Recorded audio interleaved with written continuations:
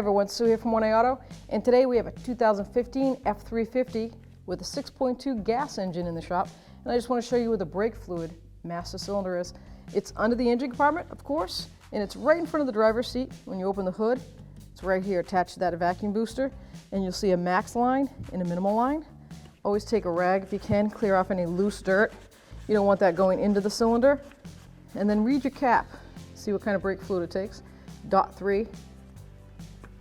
I'm going to take that cap open, make sure there's no damage to the seal. Looks good. And I can see I need to add a little bit, so I'm just going to take my .3 brake fluid and I'm going to top it off. You can watch it actually go up. You never want to overfill brake fluid because it actually is a fluid that expands when it gets warm. Make sure that's down locked tight. Thanks for watching. Visit 1aauto.com, your place for DIY auto repairs, for great parts, great service, and more content.